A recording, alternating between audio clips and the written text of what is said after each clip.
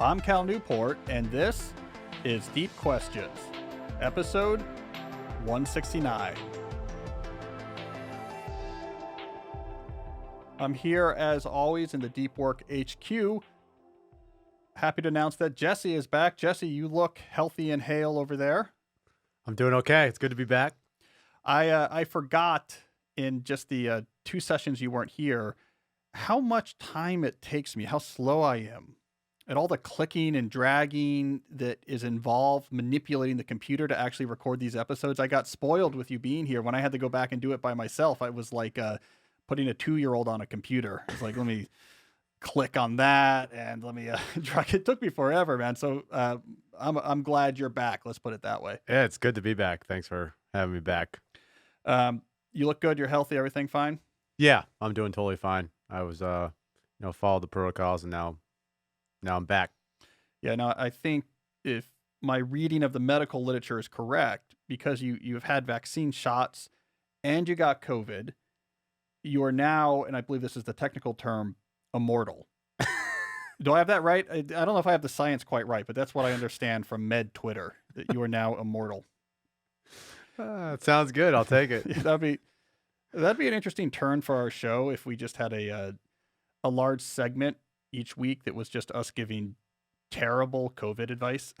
It was just so wrong. I'm like, Jesse, I'm not sure if you know this, but users of the time block planner, 70% less likely to be mechanically ventilated. So let me just put that out there. Did we just get kicked off YouTube? Hopefully not. We just had the channel. Yeah, I know. Yeah, maybe this would not be the best idea. YouTube, that was satire. The time block planning has no association with COVID outcomes. Yeah, maybe we should stick with this type of advice. But there is a connection, because while Jesse was in COVID isolation, that actually gave enough time for us to get the YouTube channel launched. That is rolling right now. We're excited about it. Jesse, what's the update? What do we need to know about the YouTube channel? Everything's rolling fine? Everything's rolling. We're in the first stage, so all the videos are up. We got to fix some of the intro music, which I'm in the process of doing because people said it's too loud, which going back on it, they were right. And then we'll continue to fix the thumbnails and stuff. We had some good fan feedback about some stuff, and they had some good advice. We're going to implement that and then keep on putting out a lot of videos. And what's the timeline people should expect? So if you're listening to this episode, let's say the day it comes out on a Monday, what's our rough timeline for when you can expect the video of each of the questions in today's episode to then be on YouTube? Pretty much within that day, maybe in the next day, but going for like in a month, like definitely that day. Oh, okay. Excellent. Yeah, that's my goal. Yeah, that's even better than I thought. So, all right. So, as you know, audience, every question, every deep dive is going onto the YouTube channel with its own standalone video. So you can now go back and review, save, share, whatever you want to do with the individual questions that particularly interest you. And as Jesse just said, within a day or two of these episodes going live, you should be able to find those questions. Right now, we have some basic playlist on there. I think we're doing full episodes, deep dives, deep work questions, deep life questions. As we put more and more videos up there, we'll put more refined playlists, sort of subtopics that are popular. So feel free to send suggestions about, hey, what playlist would you like to see, etc. Jesse, can they send this right to you? Is your Jesse address at calnewport.com? It works. I was emailing with, I forget the one guy's name, but I was emailing with the one guy, and he gave some really good advice. There we go. All right. So thoughts on the YouTube channel, be it like what playlist we should break these videos in, or technical things about whatever, Jesse at calnewport.com. Jesse is the maestro of the YouTube, so he will take a look at that. All right. So I want to do a deep dive today. It's a new special class of deep dive that I just want to briefly motivate. So I want to do a series of deep dives, maybe not every episode, but on a lot of episodes in the near future, that I'm calling core ideas. And the idea is to go back and revisit the big ideas from my writing that we talk about all the time on this show. Listeners who have been here since the beginning know these ideas pretty well. I've talked about them before, but for newer listeners, for newer viewers, they don't always know exactly what we're talking about or what the details are. And now that we have the ability to post video of just these segments, I thought we should have a deep dive on each of the core ideas I talk about so I can just reference it. Hey, if you need to remind yourself about the deep life or my time management philosophy or career capital or what have you, just go watch the core idea video and you can quickly get back up to speed. So we're going to start that today. Today, I want to do my first core idea video deep dive, I should say, my first core idea deep dive. And the topic I want to do it on is time management. So my goal here is to give a brief summary of my thinking about time management. And what that's going to consist of is, let me define for you what I mean by time management. Let me give you the 3 principles in my writing and on this podcast we always talk about that any good time management system should probably satisfy. And then I will briefly talk through my particular system, which we can think of as one example of a time management system that satisfies these principles. So you can do something else, but so you see what a real fully fledged time management system that satisfies these principles look like. And then I'm going to have a bonus 4th principle I want to talk about that debatably is not really about time management. It lives right outside time management, but it's related. So I'm going to talk about that briefly at the end. So that is my agenda for this core idea discussion on time management. So let's start. What do I mean by time management? For me, at least in the context of this discussion, I'm thinking about work. So time management in work. The way you deal with your time outside of work is a little bit different. And so I'm going to put that aside. And in the context of work, I'm going to define time management to be whatever philosophy, process, systems, or rules that you deploy to make decisions about what you're going to do right now with your time. How do you figure out it's 12:26 on a Friday? What do I do next? In the end, that's what a time management system is, a way to help you answer that question in as useful a manner as possible. Now, everyone who works has some sort of time management system they're using. If you don't know what it's called, if you can't tell me the details of it, if you've never thought about that, it's just a really bad one probably. But you still have one. One way or the other, you're making these decisions. So the question is just, how do we want to make these decisions? What is going to work better? So I'm going to give you the 3 properties I think any good time management system should have. I love alliteration. Longtime listeners of the podcast know this. I love C's in my alliteration, as longtime listeners of this podcast know. So I named the 3 key properties here with 3 C's: capture, configure, control. Let's talk about these each briefly in the abstract, and I'll tell you about my system that satisfies these. Number 1, capture. I believe a good professional time management system needs to have some place in which you store all the information that's important to making decisions about what you need to be doing and what you should be doing. That is trusted. It's a place that you are going to look at. Things that go in there will not be forgotten. These ideas get out of your head and into a system so you're not wasting brain cycles on trying to remember or keep fresh stuff that you need to do. Now, in the context of tasks, we can give credit to this idea to David Allen. So David Allen, in his seminal post-computer time management book, and I mean that very specifically because, as I've written about before, time management goes through big evolution. So post-computers, computer networks, and email, time management went through a big revolution, and David Allen was there at the beginning. He had this idea of full capture, where he said all of your tasks should be in a trusted system that you review regularly, not in your head. He actually adapted that idea from a previous business thinker named Dean Acheson, unrelated to President Truman, Secretary of State, same name, different person, who had first developed, I believe, in the 1970s, this notion of full capture, and David Allen expanded it. So that's really the core of this. And David Allen's articulation of full capture said, don't waste mental energy remembering things. Have it in a system so your brain can be clear to actually focus on working This also reduces a lot of stress because your brain gets stressed when it's worried about forgetting things you need to do. I generalize capture, though, beyond what Alan talks about. In addition to each of your commitments being somewhere you trust, I want your plans to also be somewhere you trust.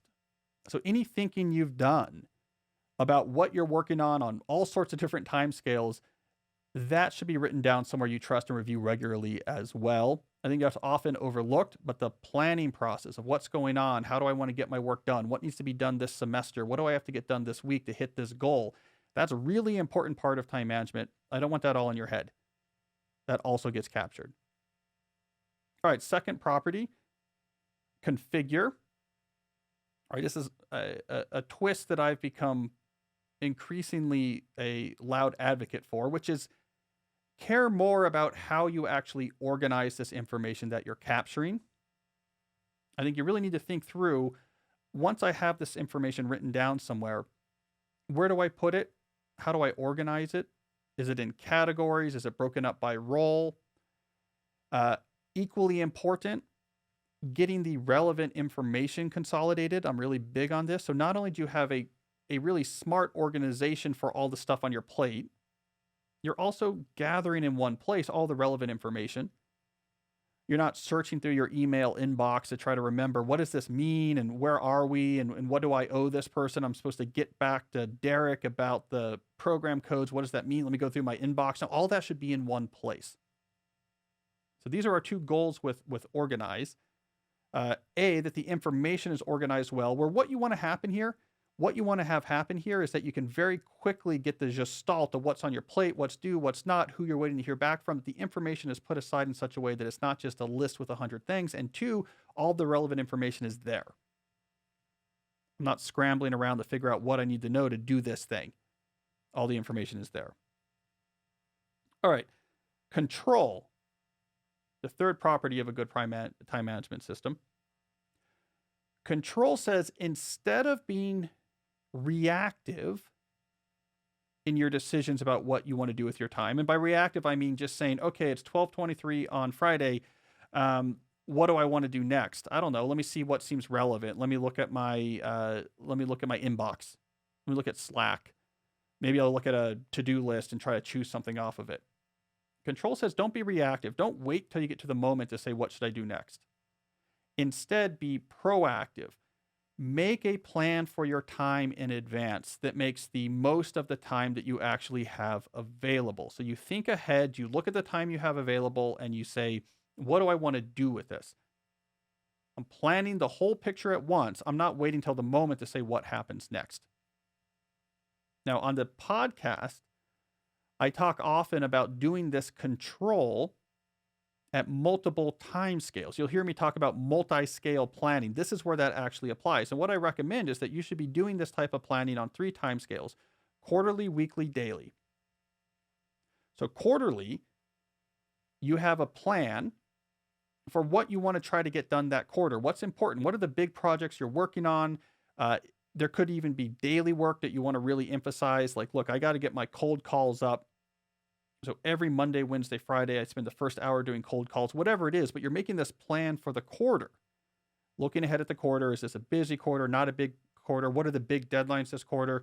Is there a huge trade fair halfway through it? That means the first half of the quarter has to be really focused on preparing for that trade fair. You're looking at the whole picture of the quarter and at this pretty big granularity, coming up with a plan.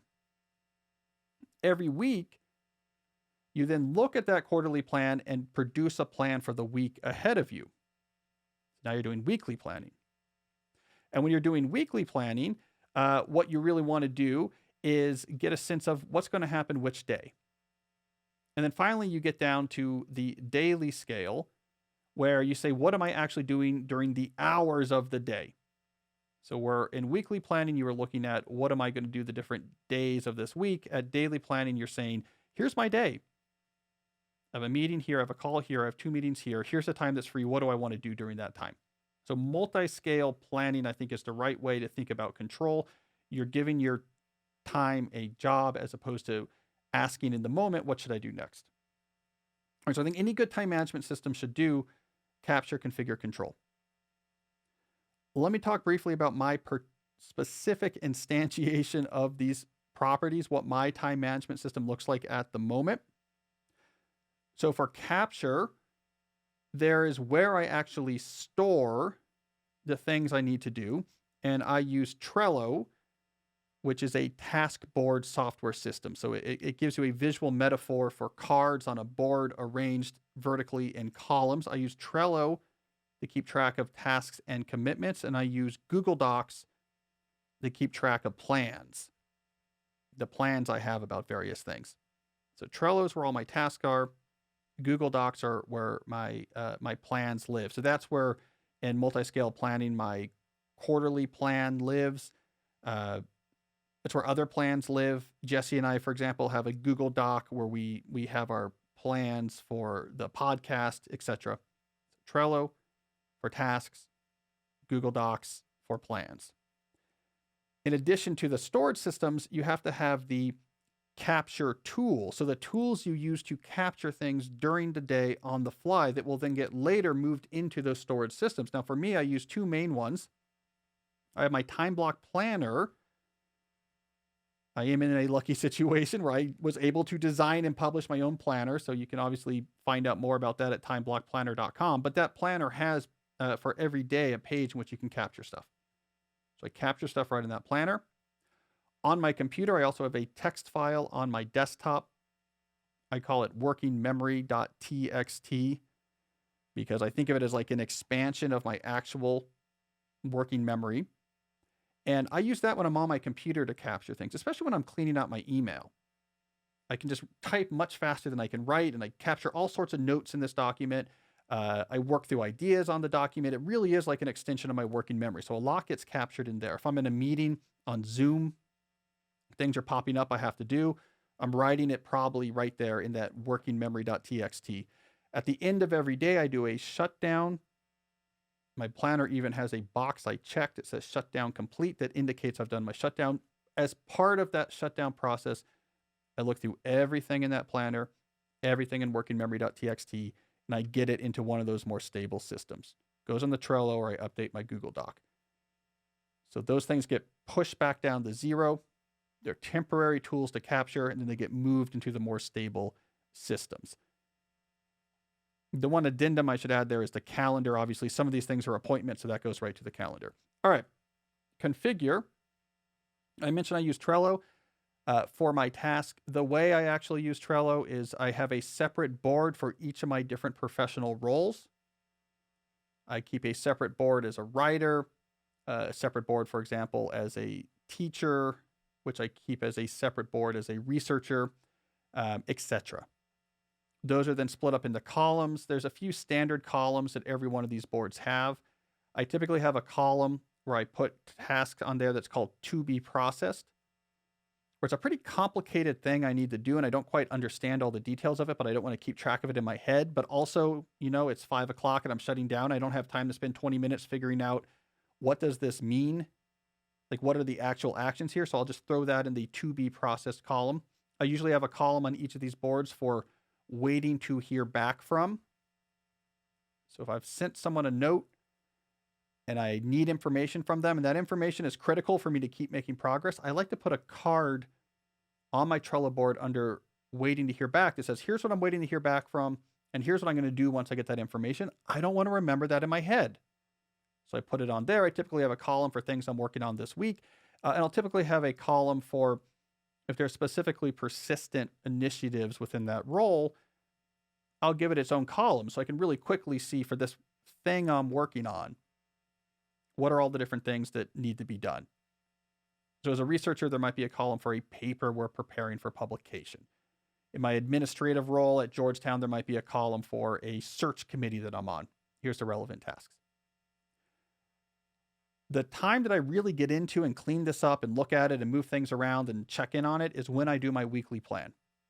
So once a week, as part of my commitment to configure, I really go through these systems and I update it. Once a week, when I'm building my weekly plan, is also when I'm reviewing the Google Docs that capture these other types of plans that are going on and update them and remind myself what's on them. So the weekly scale is when I'm really getting my hands dirty. Throughout the week, I'm just throwing stuff into here at the end of each day, but each week I really go in and clean things up. All right, finally is control. I already talked about multi-scale planning. I think is the best way to do control. You could do it other ways, but I do, for me, it's semester instead of quarterly, but semester, weekly, daily planning, semester plans in a Google Doc, weekly plan. I actually type it up in a text document and print it out, and I keep it with me in the back of my time block planner. So that's how, and then I'll update it and reprint it as I need to throughout the week. And then for my daily plan, I'm time blocking, like I talked about. Here's my day. Let me block off everything on my calendar. Here's the time that remains. What do I want to do during that time? Well, let me look at my weekly plan to remind myself of what my big picture plan is for this day. And then I'm blocking off actual hours of time and saying, here's what I'm doing here. Here's what I'm doing there. And I fill in all that information. I do that right in my time block planner, but you can do this in any type of notebook. There's a whole video at my site, timeblockplanner.com, that walks through the details of how time blocking works. So that is how I do the daily piece. You put those all together, there's my commitment to control. All right, so stepping back, capture, configure, control. You do those three things, you're going to be making smart decisions about what you want to be doing with your time professionally. Now, I know people get concerned. They say, well, I might be injecting too much structure into my life, and this is going to make my work life more rigid, and I'll be less creative. I call nonsense in all of that. Just because you're in control of everything doesn't mean you need to schedule every 7 minutes of your time like a crazy person. I mean, you can, when you're in control of your time, you can now start to make decisions like Thursday afternoon, starting at 12, I want to do no work. I'm going to go to the woods and just think about this problem I'm working on. When you're doing capture, configure, control, you could do that with confidence because you know what's on your plate. You've cleared out that time. You know things aren't being forgotten. You made sure that you had time on Wednesday to catch up on things people need to hear about on Thursday. Because you're in control, you can aim that control at more breaks, more free time, more creativity, less stress. You can significantly, like a lot of my listeners do, reduce the amount of time it takes for you to get your normal workload done. And because you're in complete control of things, move it into certain days and keep whole days free to basically do phantom part-time jobs. There's a lot you can do that makes your life more interesting and creative and less stressful once you have an intentional way of making these decisions about what do I want to do next with my time. All right, now I promised you a bonus property that arguably has to do with time management. Arguably it's something different, so I'll just mention it briefly. And that is constrain. So circling this whole idea is how you figure out what gets on your plate to be managed in the first place and how you actually manage that work. Now, I'm just going to plant the seed here because this is a bigger conversation, but we need to be very careful about how we decide what we say yes to and what we say no to. We would really like to avoid the situation where we have so much work on our plate that, yeah, we can control it and be organized about it, but we still don't have enough time to get it done. We want to avoid that situation. So having clear rules in place about how do I decide what I let on my plate, that's really important. Processes is the second thing that I think is really important when it comes to constraining. Figuring out, how do I want to do this work? The stuff I let on my plate, can I put a process in place that will reduce the footprint this has on my schedule? There's a lot of different things this can mean. And again, because we're just seed planting here, I'm just going to very briefly skim the surface, but there may be automation you're doing here. You know what? We have to produce this same client report every week. I don't want to just send emails back and forth and kind of figure it out at the last minute. Here is our process for doing it. And you figure out a whole process that's the same thing. The same things happen at the same times every week. You can rely on it. You've taken that burden off of your planning system to have to figure out from scratch. For small questions and back and forth, you might push that all towards office hours. 3 days a week for 1 hour, well publicized. I'm in my office. Zoom is on. Come to that office hours if you have a small question for me. Come to that office hours if there's a little bit of information you need. Come to that office hours if there's something we can figure out in 2 minutes of back and forth. And when people bother you with an email or Slack, like, hey, what are we doing again about this? Or can you explain to me again what this thing means? Just say, yeah, come to my office hours. These type of processes are all about reducing what it is that you actually do have to manage with your capture configure control system. You want to simplify that, simplify what's on your plate, simplify how the things that are on your plate are executed. The easier you can make the planning version of yourself's job, the better you're going to do at your actual job. All right, so let me summarize it there.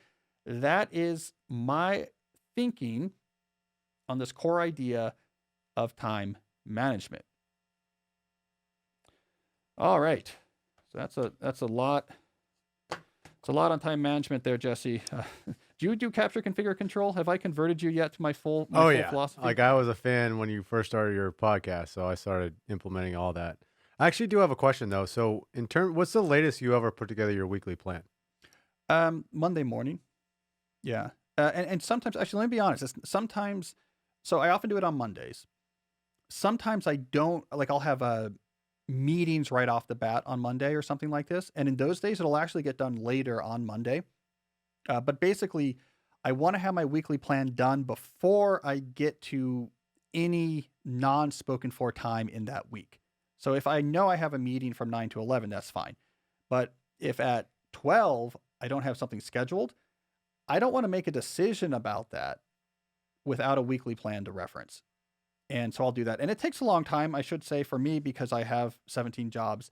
It can take me 1 to 2 hours to do my weekly plan. And some people think that's crazy. They're like, that's 2 hours you could be getting work done. But I'm like, I'm telling you, man, if I do a good weekly plan and I spend 2 hours doing that weekly plan, I'm going to get 2x more done in the time that follows. So I will trade 2 hours for 2x factor increase on what I get done. So it's worth it, man. Do you ever do it on Sundays?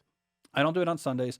I got to keep, so I'm pretty big on keeping weekends clear. I got to recharge. Yeah. So we don't work on Shabbat. I don't work on Saturday. Sundays I'll write. I'll write on Sundays, Sunday mornings. It's a long tradition I have, but I do not want to do email on Sundays if I can all avoid it. I don't want to move my brain into the, okay, we're turned on for work mindset. So I can go and write without having to completely go into the context of I got this meeting and this person needs this and this is due. And so that's just part of my fixed schedule productivity notion, which we should do a core ideas video on, but fix the time you want to work backwards from that to say, what do I have to do to make that fit? And part of that's getting more productive. And then after that doesn't work, it's just reducing what's on your plate.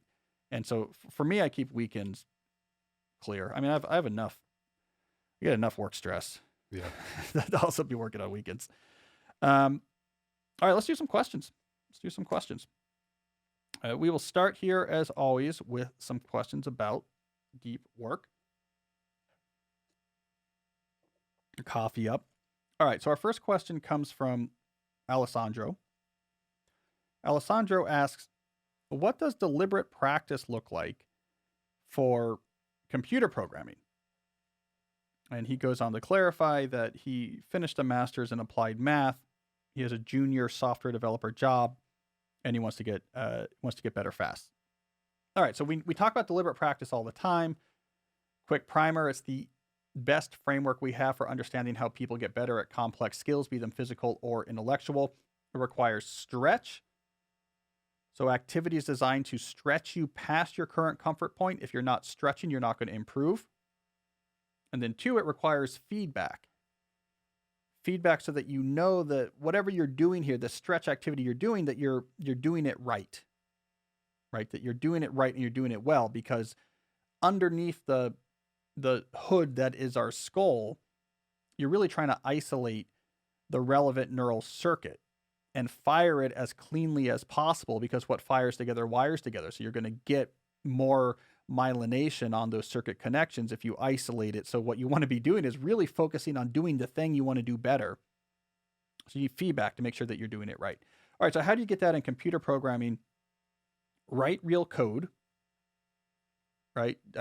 Be doing the thing you want to get better at. So you want to be writing real code. The feedback is really clear in computer programming. A, does it compile? And B, if it compiles, does it do the thing it's supposed to do? So you're constantly getting that feedback. Rookie mistake we see in the computer science curriculum all the time. I don't really teach programming courses because I'm a theoretician, but I hear this from the professors that do teach the skill of programming to computer scientists, is that rookie computer programmers often do too much before they test. Like in some sense, they say, okay, I'm going to just try to make this whole thing work and see if it works. More adept programmers, what they're going to do is test at the level of their uncertainty. So at the very smallest granularity at which I'm not quite sure, I'm not 100% sure that what I did is actually going to do this, then you need to be testing. And testing could be as simple as you have print lines in there. But if you're doing, let's say, some assignment, like I'm going to use a linked list as part of a program to add polynomials, don't just write the whole program. Like, does this work? I gave it a polynomial and another one to add it properly. You should be with little print statements in there testing everything along the way, especially if you're new. Does my linked list work? Let me just make sure and do a little test there. Okay. Is it properly storing all the parts of the polynomial? Let me print everything there. Okay. Is this add routine being called properly? So you want to be getting feedback from, does the code compile, first of all, and two, does it do what I want to do? But that means you have to have this very small granularity, especially if you're new. Just a little bit at a time, make sure it works, do the next thing. If you're compiling and praying, or like I wrote a bunch of code, it doesn't compile, I'm just going to randomly change a bunch of stuff and try again and see if it compiles. You're not learning. Incremental. Does it compile? Did it work? All right. Let me add one more little thing to what I'm doing here. Some new print statements to test it. Does it compile? Does it work? That's how you get the feedback. And then finally, to get the stretch, whatever you're programming should be hard. There's something you're trying to learn how to do. So you're actually stretching yourself to do that in the program that you're writing. If it's too hard, then you're out of luck. If you're new to programming and you say, okay, here's my challenge. I want to write my own Minecraft style voxel engine. That's too big of a stretch. But if you're kind of new to programming and you say, I'm going to look up in a textbook, a sorting algorithm, and I'm going to actually implement that sorting algorithm to see if I can sort this array. I'm not quite comfortable with looking up algorithms and implementing them. That's like a very good healthy stretch. All right. So I'm getting the nerd weeds here, but Alessandro hopes that helps. Write real code, compile and test as your feedback. Make sure that code is hard. You're doing something you didn't know how to do before, but not too hard. There's actually, some of my kids like Minecraft. Jesse, there's, you probably don't know Minecraft because you're not a 12-year-old boy. But it has a very complicated graphics engine. It's a voxel engine, blah, blah, blah. There's these YouTube videos my son was showing me where people see how fast they can build it from scratch. So like they put it's like a screenshot of their computer and they cut through time a lot, but they basically build the game from scratch in a day. Wow. Yeah. Which brings me to another point. I can't help but think, what societal good could they be doing instead with that brain? You see somebody could do that. You're like, I don't know, man. Couldn't you be like working on vaccines or like coding up a system to help, people find new jobs? Or I don't know. That's often my thought when I see YouTube is like, that's a smart person with a lot of time on their hands. And, maybe they should be organizing a food drive at their church or something. And yet we're on YouTube. So rocks, glass houses, things are shattering. All right, let's keep rolling here. We got a question from Pithecus. Pithecus says, is it rational to quit your job if it implies a potential harm to society? There's some pretty hairy details here. This is actually a structural engineer. Let me see here. Or whatever. He's supervising a project on building apartment towers.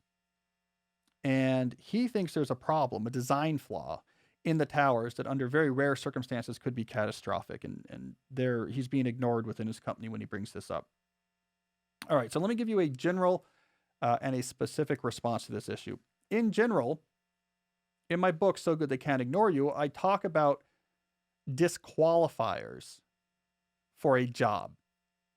Things that, if they are true, is a perfectly valid reason to say, I'm going to go to a new job. And the reason why I have those disqualifiers in the book is that a big idea in that book is that we're too quick to switch jobs and to quit. We care too much about, does this job match my passion? Do I love the work every day? And it's an unrealistic and naive view of how people actually craft real meaning in their work. And so the book in general discourages very quick job jumping, job switching. But I was like, look, there's some clear disqualifiers. That means you got to get out of there. And one of those disqualifiers is that the work actively goes against your values. Do not stay in a job if it is actually corroding your own values. If you think there is something that's happening that's illegal, for sure, get out of there. If you think there's something happening that's perfectly legal but is bad for society, you got to get out of there, right? Because that will corrode at your soul if you're doing work that goes against what you think is important. Now let's get really specific here. Formally registering your complaint all the way up the ladder at the company, you really need to do. This is important.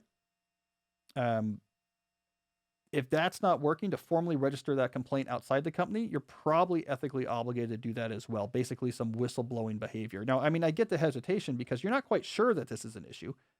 You're actually not, like the head engineer, but you see this could be an issue and you think they're not paying enough attention to it. There's probably an ethical obligation here to make sure that the right people who do not have conflicts of interest have all the information you've given them.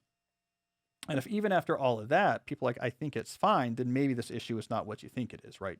But you do, I think, in your specific case, have an obligation to not just think about whether or not you want to leave this company, but make sure that this issue is something that the right people have seen. So that's not the easiest thing, Pithecus, but do the hard thing here. All right, we got a question now moving on from Luke. Luke says, when is deep work not the most important personal metric?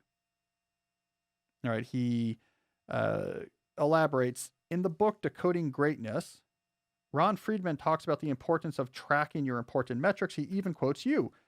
How do I know if hours of deep work is the highest leverage metric for me or something else? Well, it's a good question. I think a useful bit of terminology when thinking about professional metrics comes from the book, The 4 Disciplines of Execution, 4DX, which I talk about briefly in my book, Deep Work. And they make a useful distinction, which I've heard other people make as well, between what they call lead indicators and lag indicators when it comes to measuring what matters for your work to be more successful. Lag indicators are the things in the end you actually care about, right? I mean, this is the thing in the end that you want to actually improve, and it's very specific to the type of work you do. The example in 4DX is a supermarket bakery counter or something like this, and the lag indicator was sale numbers. Right? In the end, we want sales numbers to go up. If you run a podcast, the lag indicator might be downloads. How many people are listening to the show, or how many in writing, how many people buy my book, or in, how much units do we sell of this product? It's the thing you actually care about in the end. Now, what they talk about, and maybe this is what Friedman's talking about too, is just tracking lag indicators is not enough to actually help you in the moment do the things that matter because it lags. It's not like you can do something today and immediately see its impact on those indicators that matter. And so what they argue is you should have lead indicators, things you can track today that can influence your behavior today, that if you hit good numbers on those, it will down the line help the lag indicators grow. So in the bakery scenario, you want the sales to go up, but the lead indicator might be something like how many customers did we help, or how many different display cases did we clean? I mean, I don't know about bakery, but stuff you can actually do. Deep work is a lead indicator. For a lot of jobs, keeping track of how much deep work am I doing is a useful lead indicator, because if deep work is necessary for moving the needle in your job, you need to do it to actually move the needle in your job. So it is useful. I don't know if I would call it the most important metric, though. I mean, in this case, 2 other things matter. A, do you have your lag indicators right, and are you looking at them? If you're just doing deep work for the sake of doing deep work, meaningless. You got to know the needle you're trying to move in the end. And you got to be watching that needle to see if it's moving. If that needle is not moving, even though you're doing a lot of deep work, then 2, you have to care about what deep work am I doing? Like, what is the right type of deep work that's going to move the needle on this particular thing that I care about on this particular lag indicator? So don't get too obsessive about just, here's my deep work tally. I got 6 hours this week. That's an important tally to do, but only if you know what you're doing during those deep work hours and it's tied to a very specific longer term goal that you're keeping a very careful eye on. All right, so let's do another question here. We got one from Jeffrey. Jeffrey says, should I stay at a job where the management actively tries to stifle productivity? Context is important here. Looking at the elaboration, Jeffrey has been at this job for 8 years. Just think about that. That would be funny if this was a question from Jesse. And it was Jesse being like, how do I get out of a position where my manager is so unproductive and makes me unproductive? And it was just a passive aggressive way of getting back at me. And it turns out like I'm a terrible boss that's like really chaotic and disorganized. All right, Jeffrey. You've worked there for 8 years. Your managers manipulate your workloads by assigning them at random times that are very disadvantageous, like Friday afternoons or afternoons before I leave to take the day off. It's good pay and benefits, but he's getting frustrated because it's our fault. I mean, we have been infecting poor Jeffrey here with visions of how knowledge work can actually unfold, ways that's not overloaded, ways that's not stressful, ways in which you are in control of your time and you're moving the needle and getting things done, but on your own terms. And you're not overworked and you're not overstressed. And he's learned that that's all possible. And he turns around and his boss is like, I'm going to need you to come in on Saturday. We're in Lumberg territory. It's an Office Space reference. All right, what do we do about this? Jeffrey, here's what I'm going to suggest. Don't leave your job right away, but I'm going to make you more rigid. I'll explain how in a second. If that blows up, if the Lumberg in your life says, no way, I said I need this tomorrow, get it done, then you start looking somewhere else and you can be confident that it was a good thing to do. So here's what I mean by getting more rigid. Get your systems in place, and enforce them.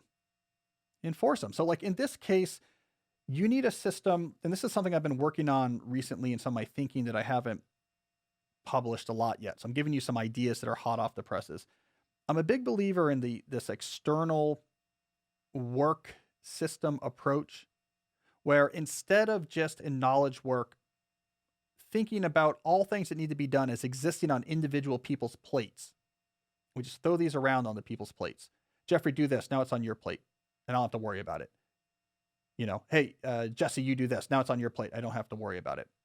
I'm a big believer in having an external system into which work that needs to get done goes, and that people then pull work out of that external system as they have the appropriate time to do it. I think this is actually probably the right structure for work assignment in most knowledge work scenarios. A good external system has a few things to it. One, a good filter. So it's really clear, like here's the different type of work that could come into this system, and it has to go through these properly shaped portals. And if your work doesn't fit, then it doesn't go in. So you're making the person assigning the work do more work. 2, there's a real organizational ethic inside of the system, how the work gets organized and prioritized. That's thoughtful. And 3, status is really clear to anyone who cares. All right, this thing I put into the external system, it's been organized. No one's working on it yet, but it has, it's relatively high on the priority list. Probably someone will get to it in the next 2 weeks. I think in the end, that's what most knowledge work organizations need. Now, Jeffrey, they're not going to do this. So I want you to simulate this with yourself.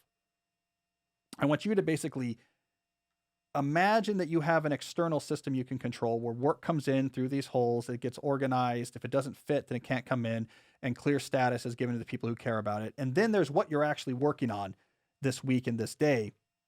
And you work on a reasonable amount of stuff till it's done, and then you pull more stuff out of this system. And how do you simulate something like this? I mean, I'm still working out the details, but a few different things. So how do you simulate that clear filter on what comes in? Well, someone puts something on your plate that is half-baked, and they don't give you all the information, and they're just playing obligation hot potato and just trying to get it off their plate because it's on their head and they don't want it to be on their head. You say something like, all right, I'm happy to take this on board. Um, this is the information I'll need, right? That's back to them. So they'll have to give you and get you that information. If you really want to push it here, you can involve processes here. You can say, I'm happy to take this on board. Uh, there's a bunch of questions that would need to be resolved for me to really understand what you need here. Please, I have these clear office hours. So whenever is convenient for you, you just jump on one of these. Here they are. And I'll get from you all the information I need, or here's my Calendly, take a 30-minute slot and that's where I'll get all the information I need. Right. So now you are having these carefully shaped portholes in which information can come in, that if it doesn't have everything you need, it's not coming in the system. None of this like, hey Jeffrey, can you see what we need to get this client's, reimbursement up to date or something? Like, no. Let's figure out exactly what that means. And you can use processes and systems there.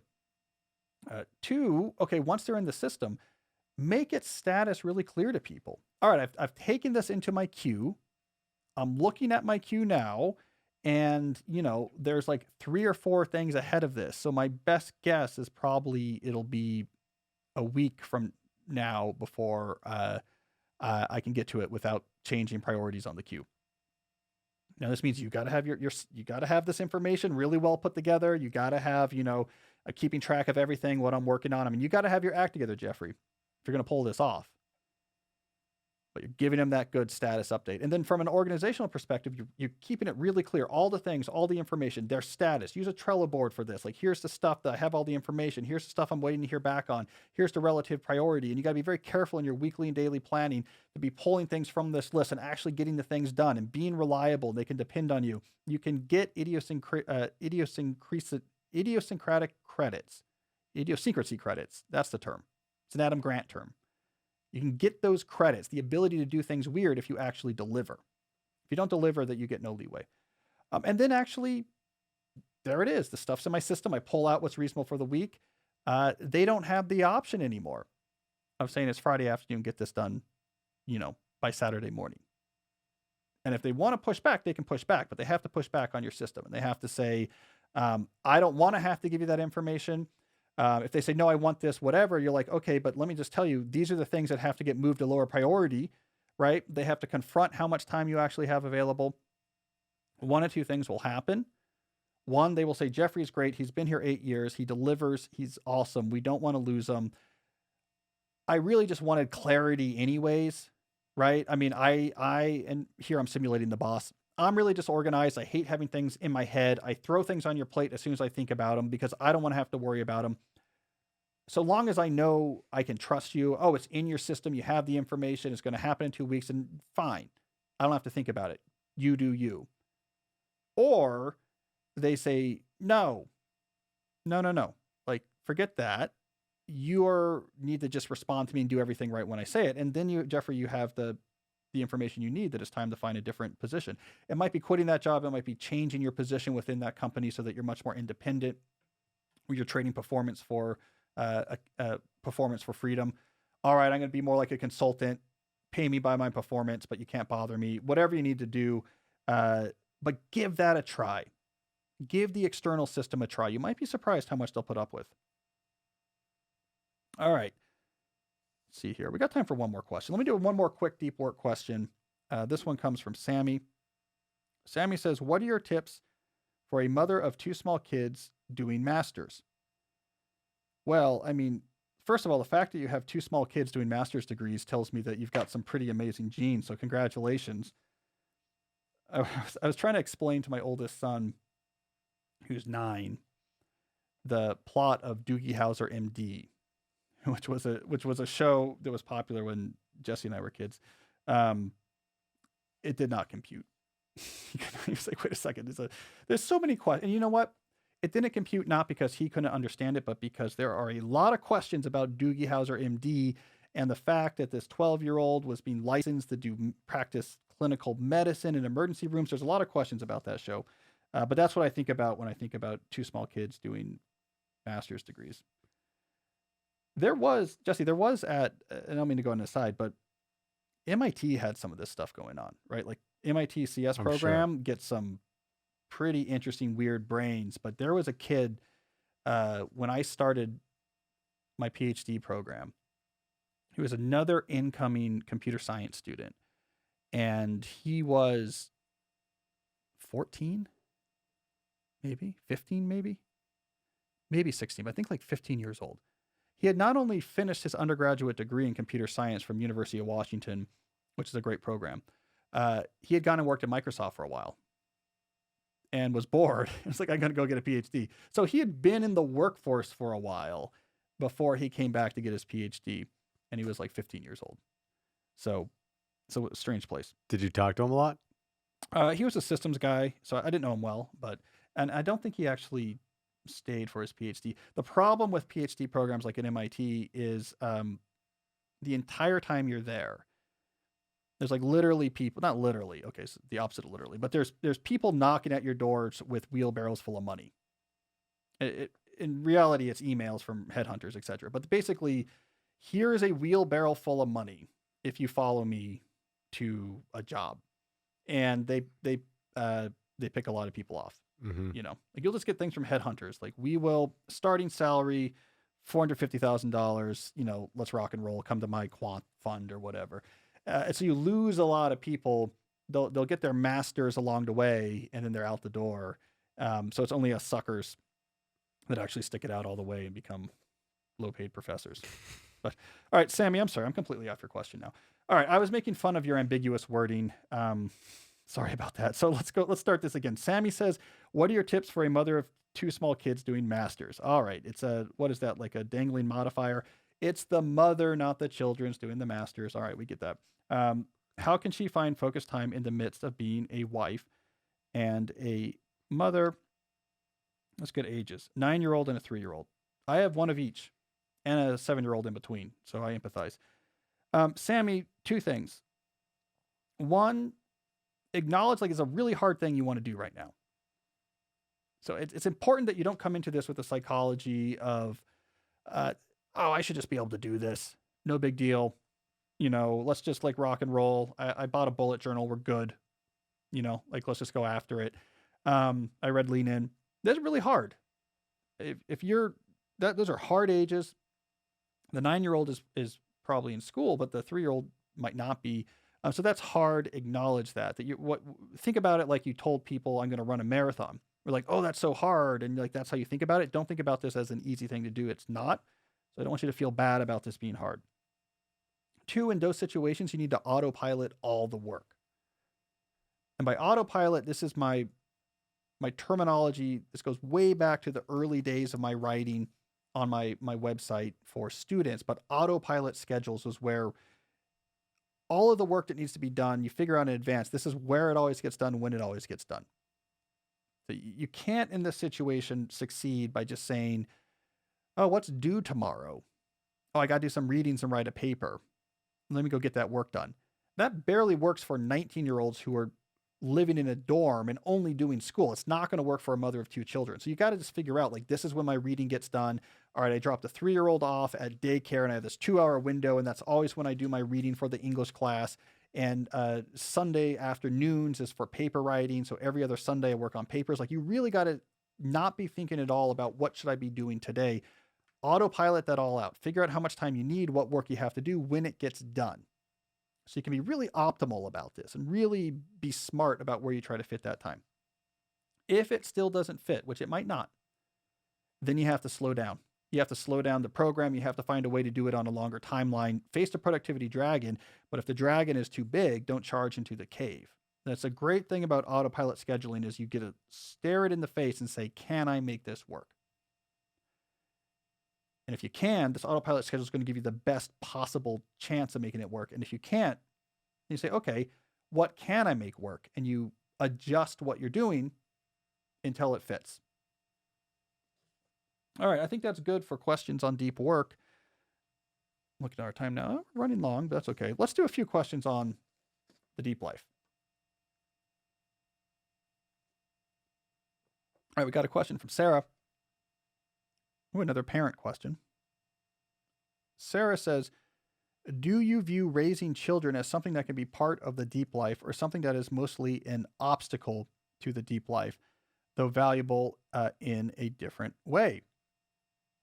So, Sarah, when I think about the deep life, as you know from the show, I often think it's useful to break up the aspects of your life into different areas that, for historical reasons on this show, we call buckets, even though that might not be the best terminology. And what you really want to make sure is that in each of these buckets, each of these areas that's important, you're putting energy, real energy into things that are really important, things that are really important in that bucket, and not wasting too much energy on things that are not. One of those buckets that's probably, I would say, the most important bucket is what I often call community, but community is family, friends, and the people around you. That's the key one. I mean, I've said this before on the show. If you neglect that one, the other ones don't matter. Like, you might be okay for a while neglecting what's in that community bucket, neglecting family, neglecting friends, neglecting the people around you, but you have no resilience. And you're going to when you hit hard times, that bottom is going to fall and you are going to plummet.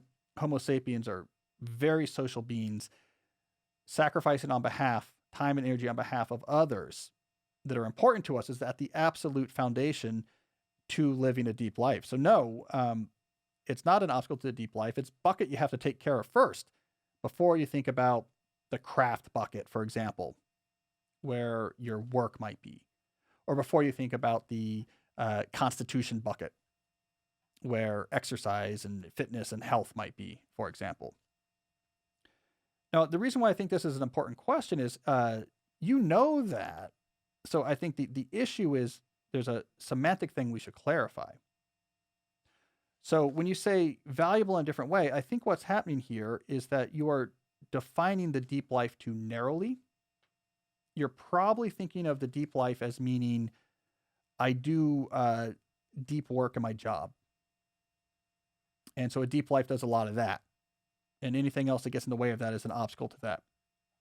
That is not the deep life. And this is why I actually introduced the notion of the deep life, which I coined the term in March of 2020. The historians among you will look at your calendars and realize there were some important things happening during that month. And the whole point of actually coining the term the deep life and starting that thinking in March of 2020 was to make sure that we were considering the whole picture of what matters in life. That was a time period, at least that month, where people did not care much about exactly how much deep work they were doing on their job, right? Because if you're in the type of job that you do deep work, what you really were doing was being on Zoom all day and just panicking.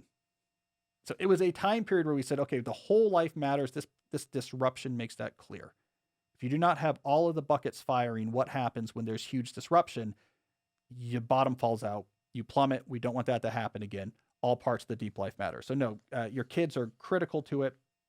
My whole professional life is built in part around making sure that that bucket of my deep life is serviced. It's why I do the work I do. It's why I really prioritize, and I built my entire career trajectory around this: autonomy and flexibility, control over my time. I want to be on the short scale. I want to be able to, though I can't do it every day, have days where I'm just take the whole afternoon off and, I pick the kids up and spend time with them. I want to be able to take them to their practices. On the bigger scale, I want to take summers really quietly. I want to just be around. I want to have long breaks. The academic life gives you long breaks. The writing life gives you full autonomy, right? I mean, I'm really big on having huge flexibility and seasonality, busy periods and not busy periods, so I can be around and deeply integrated in my kid's life. We decided where we moved. We're in Tacoma Park because of family. It's the right place to raise a family, etc. So, Sarah, that's all to say, no, your kids are key to your definition of the deep life. But you got to look at all the buckets and then come up with a configuration of life that serves all of them. All right, good question. We got a question here from Coach Pete. Coach Pete says, is listening to audiobooks just as beneficial as reading actual hard copy books? Yeah, just read a lot, read a wide variety, use a lot of formats. It's all good.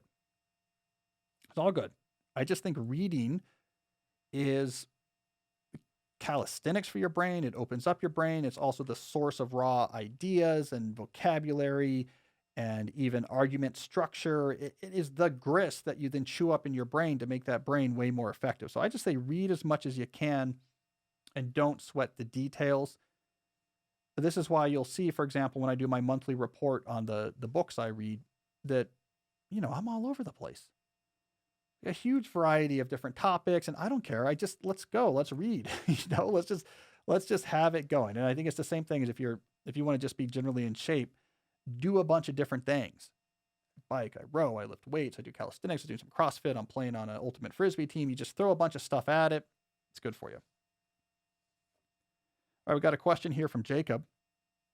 Jacob asks, how do I realistically accomplish a digital detox when all of my leisure is currently spent on technology? I am currently an online student and I spend all of my vast amounts of leisure time on my phone. I really want to do a digital detox, but I believe it might be too drastic and unsustainable. So, Jacob, read my book, Digital Minimalism, where I really walk through how to do this. 2 points here. One, I do not use the terminology digital detox.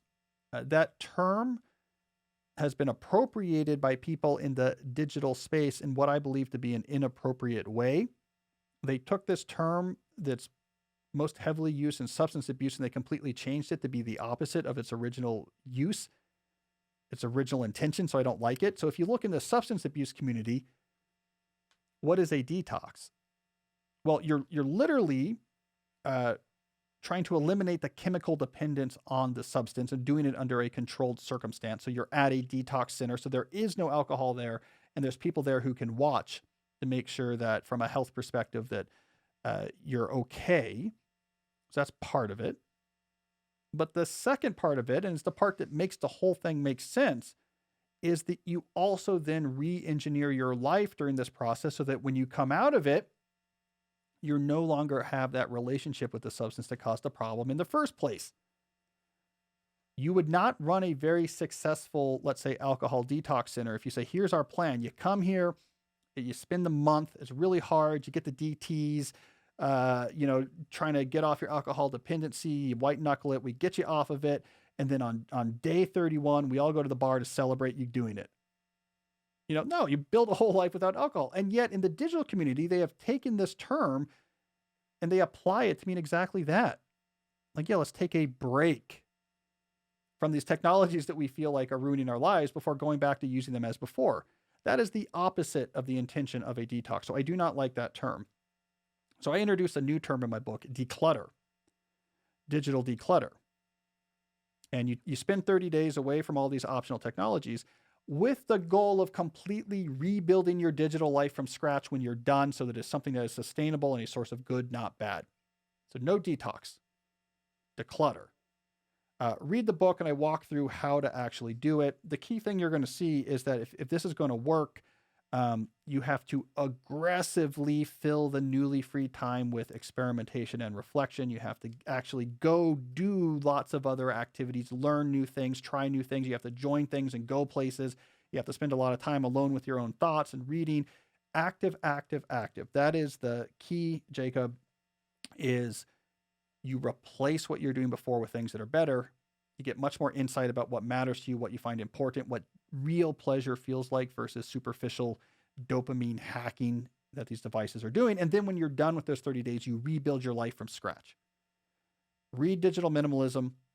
Chapter 3, I believe, will walk you through exactly how to do it. And I got to say, Jacob, you need to do it. You are spending, and I'm quoting you, vast amounts of leisure time on your phone. That is a simulacrum of a real life.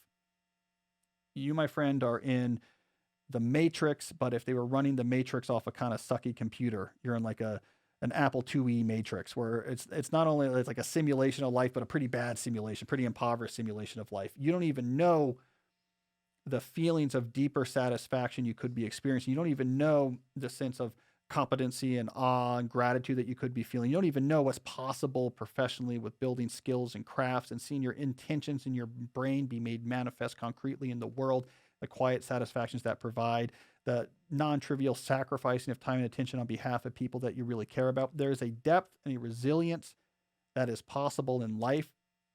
It makes life not only worth living, but allows you to go through the ups and the downs with your head held high and still doing good in the world. All of that is possible once you stop spending your vast amount of leisure time just looking at your phone. You are clocking in right now into a factory, my friend, a factory that is being run by a small number of social media companies, and you're doing long shifts producing stuff for them that's valuable for them, and you're doing it for free, and you're doing it at the sacrifice of the stuff that really matters in your life. Quit that virtual job in the Instagram factory, and let's build a deeper life. And this podcast will help you do it. Look at my episodes about the deep life. Keep listening, but I want you to get better. All right, we got time here for, we'll do 2 more quick deep life questions. So we have one here from Charles.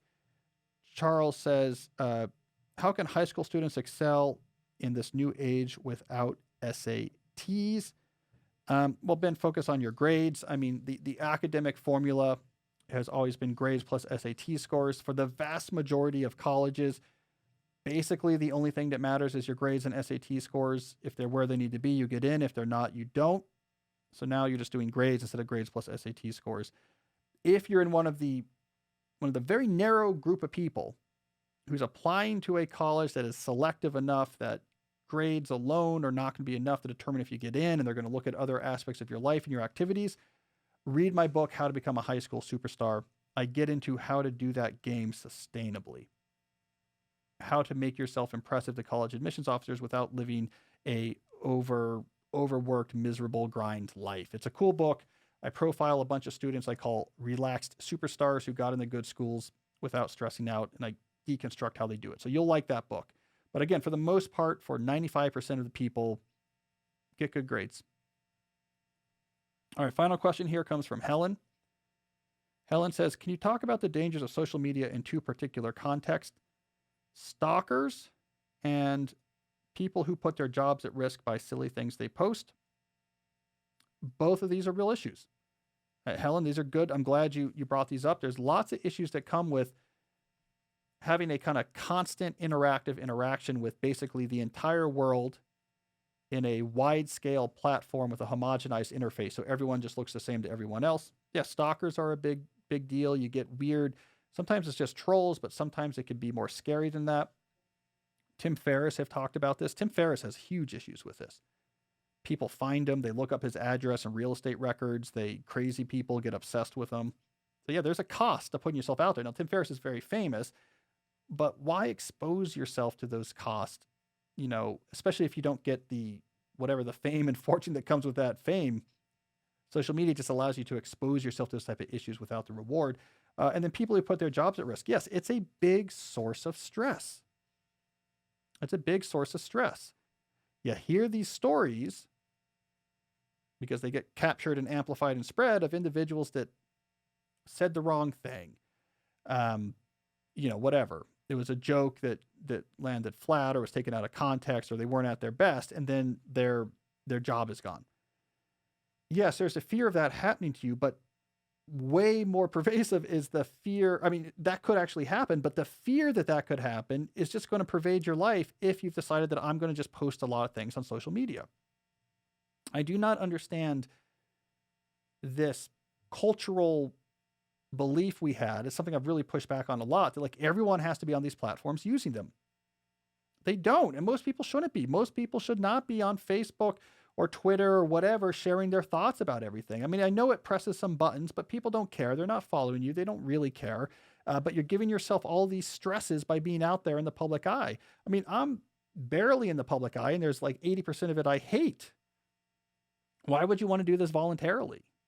I mean, this video camera makes me a little bit uncomfortable. I'm like somewhat uncomfortable with people knowing what I look like. I'm an academic writer. I like, books to come out. Now, I thought this was important because this information is important and it has to be broken up into whatever. I mean, we've talked about this whole thing, but why bring this upon yourself? The stress of weirdos that can now follow me, the stress of what if I say something wrong and I get fired? And again, whether or not that's actually going to happen doesn't matter. The fear is causing issues in your life. And there's other things, Helen, that you're not mentioning here that can be just as bad. The stress of seeing someone say something negative about you or what you said.